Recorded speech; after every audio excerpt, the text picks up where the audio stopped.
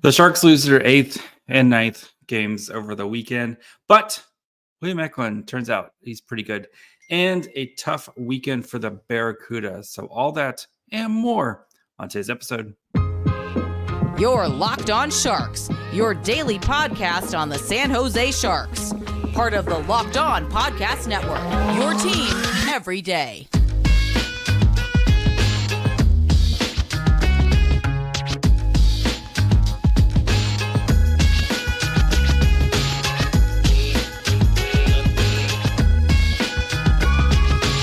Hello, welcome to Locked On Sharks, the premier hockey podcast covering your favorite lovable losers in the Bay Area. My name is JD Young, contributor at Inside the Rink, and I want to thank you for making Locked On Sharks your first listen. Proudly a part of the Locked On Network, we cover your team every day. Win or 9 straight losses in a row.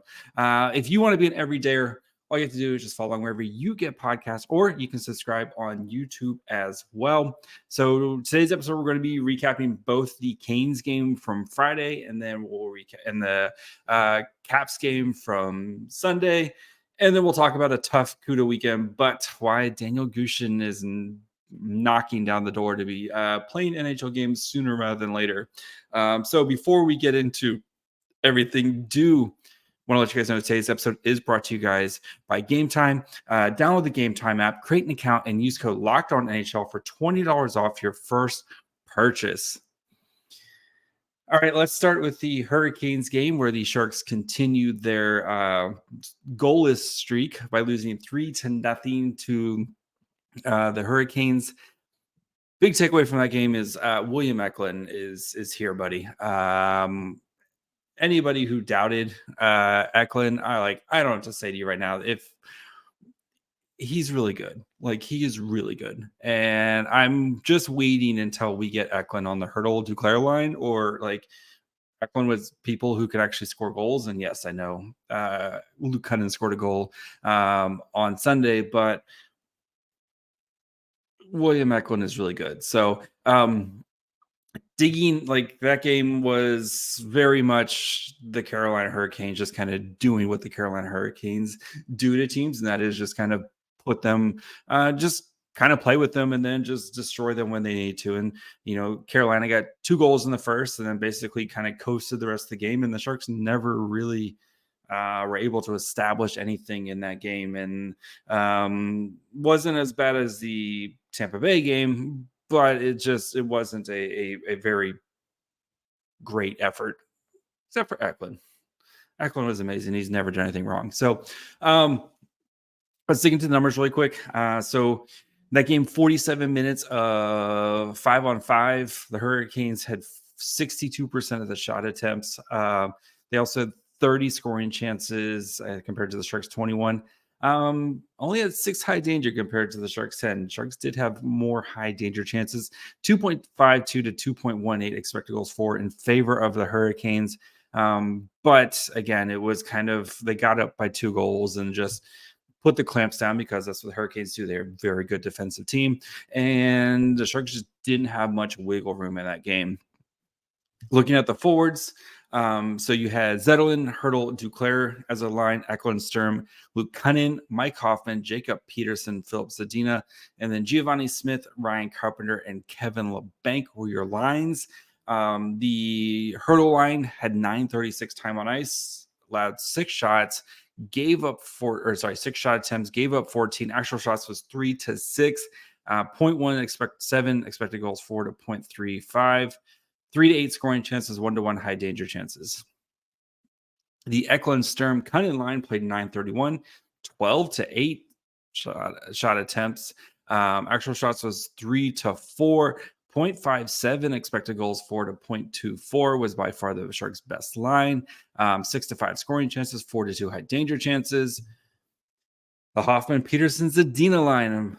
Poor Philip Zadina, after such a great start, has just been kind of lost in the shuffle here. I don't know if it's the lack of talent around him or what it is, but he is his lines have not been producing well since the past couple games, basically since the start of his road trip. So 6-12 time on ice. They had 1 shot attempt, gave up 9.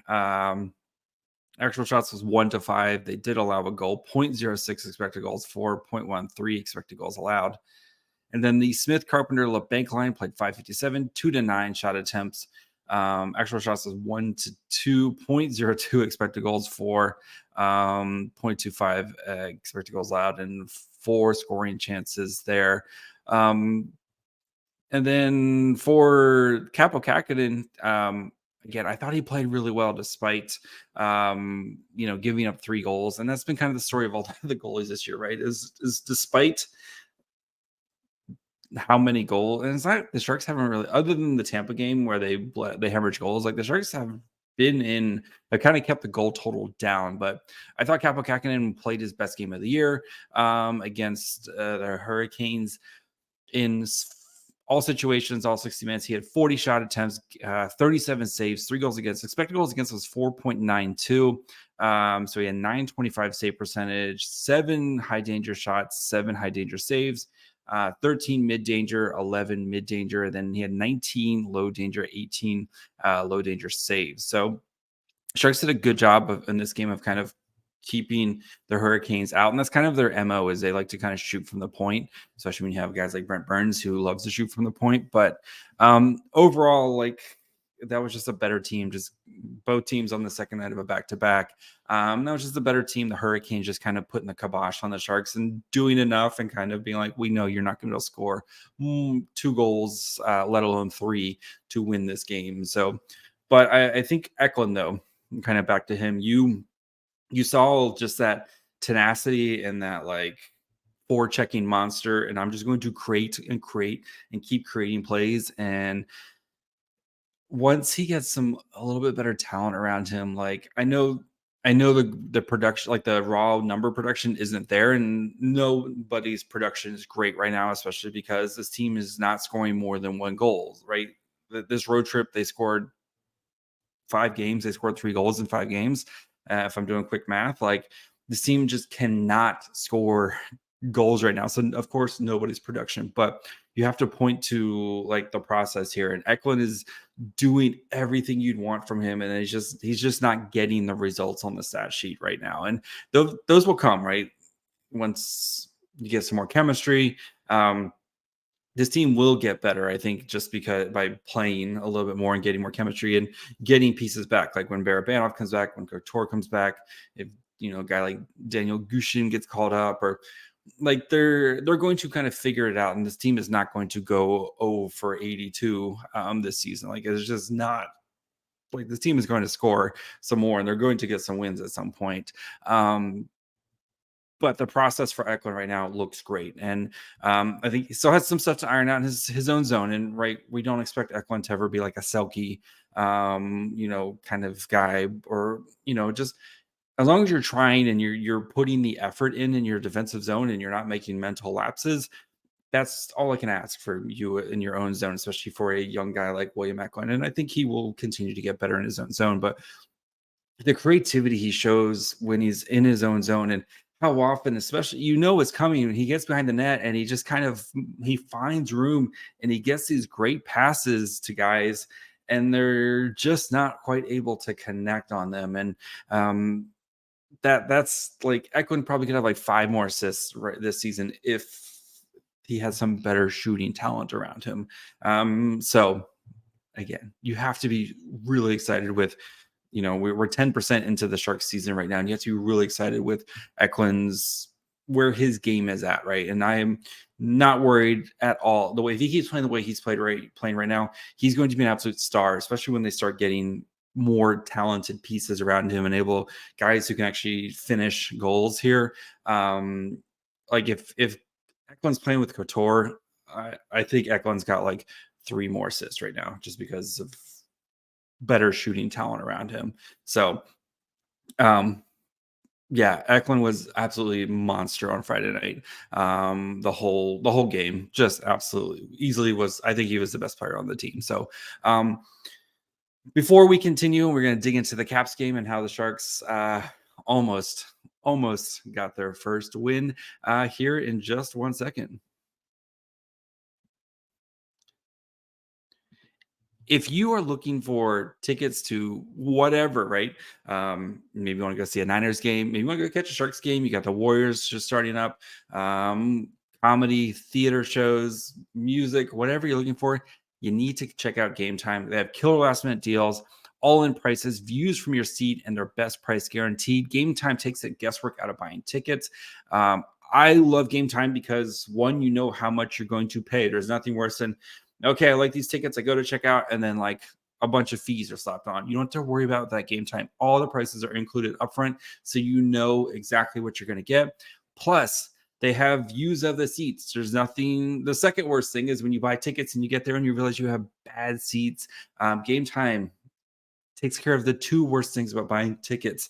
They have amazing flash deals going on all the time, and you can buy tickets up to 1 hour after an event starts. It's a place to go for last minute seats. So take the guesswork out of buying tickets with GameTime. Download the GameTime app, create an account, and use code LOCKEDONNHL for $20 off your first purchase. Again, terms apply. Create an account and redeem code LOCKEDON, LOCKEDON NHL for $20 off. Download the GameTime app. Last minute tickets, lowest price guaranteed.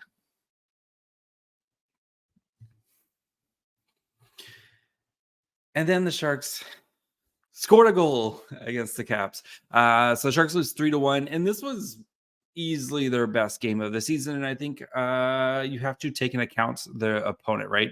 The Caps are also one of the kind of bottom feeder teams to start the season right now. Yes, they've won 3 in a row recently, and they've kind of started to get things together. But it's been a tough season for Washington so far. But Sharks get out to a goal lead, hold it from the entire, the second period. And then that third period, the wheels come off, like we've kind of seen with the Sharks this season, right? And this is one of those games where it's like, if the Sharks were up 2-0, they probably win this game because I think they can kind of clamp down a little bit more on defense. But they just, again, the Sharks being the Sharks. So, little bit different lines because Mikael Granlund came back. Jacob Peterson and Thomas Bordeleau were both sent down to the Barracuda. So the lines were a little bit different. We'll get into how the lines performed. Spoiler, Eklund's line did great again. But in 53 minutes, 53-22 of 5-on-5. Shot attempts, Corsi 4 was 52.59 to 47.41 in favor of the Caps. So pretty close. Shot attempts wise, actual shots was again 5-on-5, 27-25 in favor of the Caps, 11-9 for high danger chances, 3.13 to 2.63 expected goals for.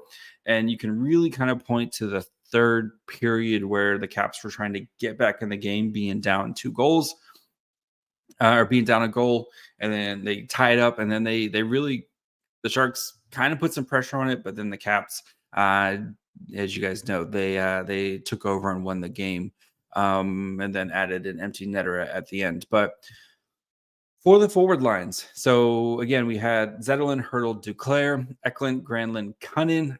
We had Hoffman, Sturm, Zadina, and then Smith, Carpenter, LeBanc, all as your lines. So Eklund, Granlund, Cunnin actually played the most at 5-on-5. Sharks had 0 power plays in this game, but 13-11 shot attempts for. Actual shots was 6-8. Expected goals for was 0.8 to 0.51. They also had 11 scoring chances. 11 scoring chances. The next highest line put up 4. Like, this line was easily the best Sharks line, and again, if you had a little bit more scoring talent on that line, you're probably looking at a win here. 11-5 scoring chances, 3-2 high danger chances. So I think Granlund and Eklund, you can see the chemistry with those two guys. I think that's a great twosome. You need somebody else there. And I know Luke Cunnin scored, but that was the greasiest of greasy goals, and hats off to Luke Cunnin for scoring that goal. but you need somebody who can shoot the puck a little bit better on that line. And I know the Sharks have a lot of guys who aren't shooting the puck very well right now. I just want to see somebody else on that line. The Zetterlund Hurdle Duclair line, 1046, 10 to 12 shot attempts, 2 to 6 shots for, 0.34 to 0.65 expected goals for, 4 to 9 scoring chances. So this line kind of got caved in a little bit. 1 to 4 high danger chances. So the Hoffman Sturm Zadina line, 552, 0 to 8 shot attempts. That's impressive to go an entire game and not get a shot attempt off as a line for almost 6 minutes. 0 to 2 actual shots, 0 expected goals for, 0 high scoring chances, 0 high danger chances. That line needs to get shot into the sun. Sorry. Just not a.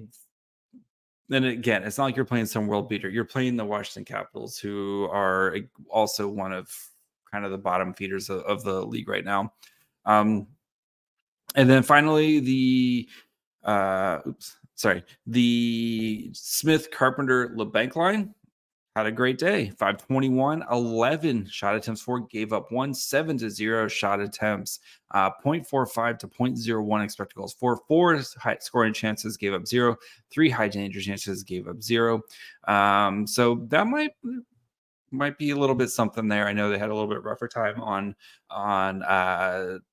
Friday, but we'll see with that line. I would expect some changes still with the lines coming on Thursday, especially with the Sharks getting home, getting to actually practice for a couple days, and maybe do some tweaking there. But that right now, the Eklund Granlund line is like kind of your best line, and I think you need to try to put your best shooter. And I don't know if it's Duclair. I don't know if it's Zadina. I don't know if it's Hoffman, whoever it is. I think you need some better shooting talent on that line, because you're still struggling to score goals. Or maybe it's Danil Gushchin. So as for Mackenzie Blackwood, he had a pretty solid day as well. 41 shots against, 39 saves, 2 goals allowed. Again, remember the third goal was empty netter.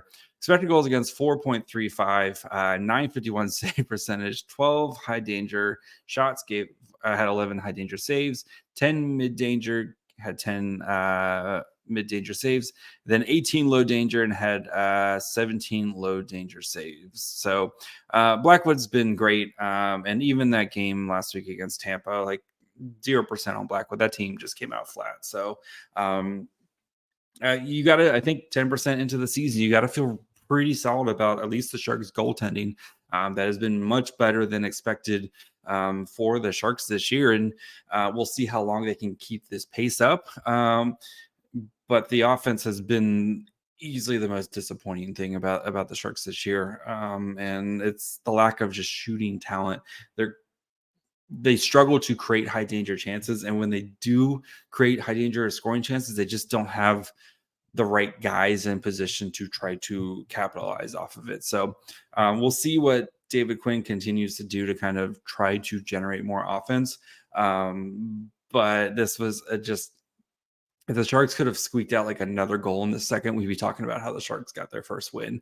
I feel pretty good about if they'd gotten to 2, especially the way Blackwood is playing. They were up 2-0 going into the third. I feel like they probably are able to kind of put the clamps on and win that game. So, but again, they didn't. So for October for the Sharks, as they have now lost 9 in a row, and they go home now. They don't play again until Thursday, where they play the Vancouver Canucks, who have been an absolute offensive monster to start the season. It's not looking good for our Sharkies on that day to try to get their first win. Then they play Pittsburgh on Saturday night with Erik Karlsson's return to San Jose. Philly, who's been much better than expected. Edmonton, who's starting to get their stuff together. Vegas, Anaheim, who's been pretty good. Florida, the Blues. I think the Blues is your next like realistic, like winnable game because the Blues have also struggled offensively. So yeah, you might be looking at like the week before Thanksgiving, realistically, when the Sharks get their first win, potentially have their first win. So it's gonna be a long season, kids. So before we check in on the Cuda, who had a tough weekend, just gonna do that here in 1 second. But first, I want to let you guys know, of course, you can score early this NFL season with FanDuel, America's #1 sportsbook. Right now, new customers can get $150 in bonus bets with any winning $5 money line bet. That's $100 50 bets if your team wins. So if you're thinking about joining FanDuel, there's no better time to get on the action. The app is super easy to use, and there's a wide range of betting options, including spreads, player props, over-unders. Again, Christian McCaffrey scoring a touchdown. It's like 1,000 straight weeks. I don't know how many times I have to tell you. Just keep betting that you're gonna. It's free money. So visit FanDuel.com/lockedon and kick off the NFL season. FanDuel, official partner of the NFL. All right, and then the Barracuda had another tough weekend. Saturday, they get absolutely curb stomped by the Firebirds 8-2. It was 8-0 before Danil Gushchin put a little lipstick on the pig. And then on Saturday, as we've seen before multiple times from the Barracuda this season, 2-goal lead, and you can't hold on as the Barracuda lose 5-4 in overtime. And I know, like Barracuda, you're still trying to figure things out, but the blue line has been kind of the most disappointing part of the Barracuda, right? Especially with all the talent right now, because you have NHL guys like Shimmick on there, okay.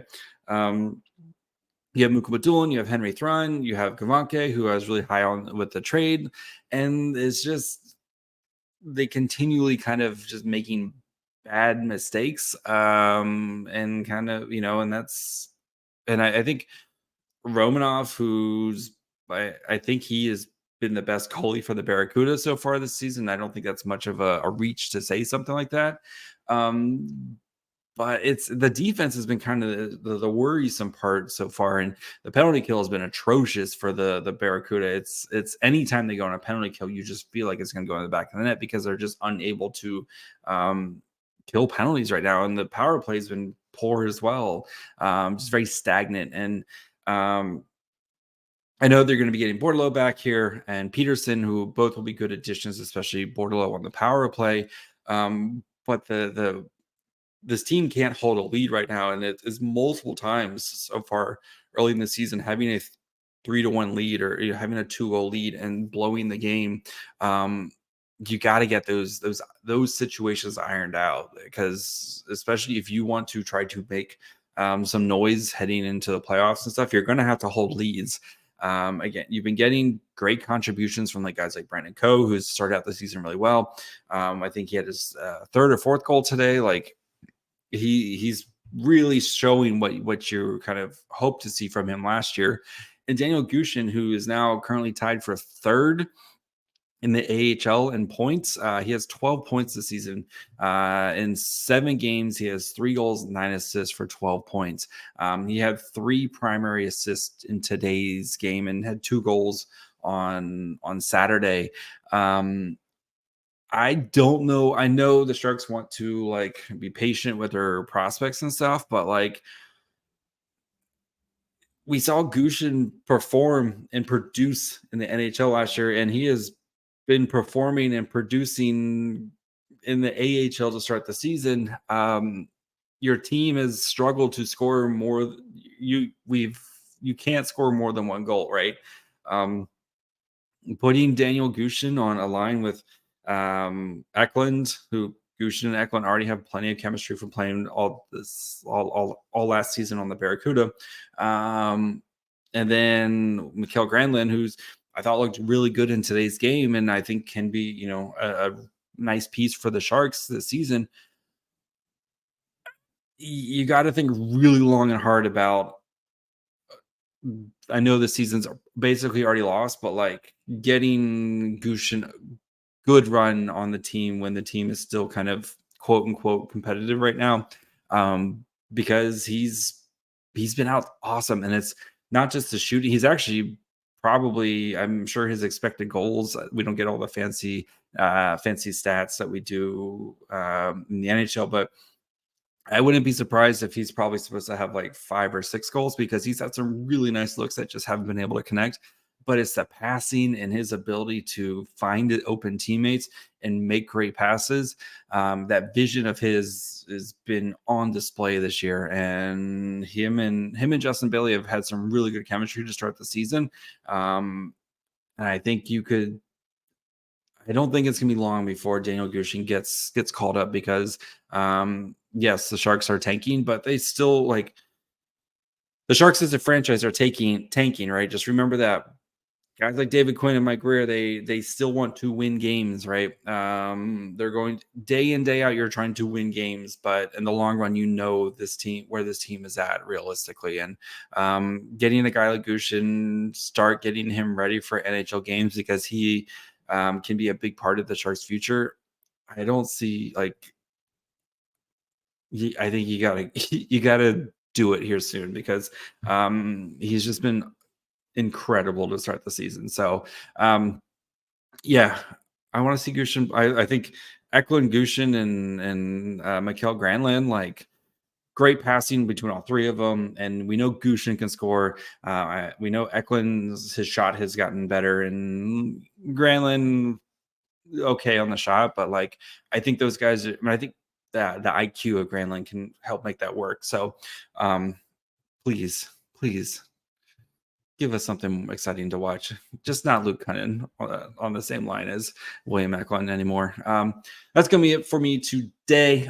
We will be back tomorrow to kind of dig into the defense, now that we're kind of 10% into the season, see which defensemen have been pretty good. Spoiler, Ty Emberson has been a great find for the Sharks. So we're going to spend some time tomorrow just kind of digging into the defense and seeing which defensemen have kind of popped so far and which ones have maybe been a little lackluster. So make sure you guys are following along wherever you get podcasts. And of course, you can subscribe on YouTube as well.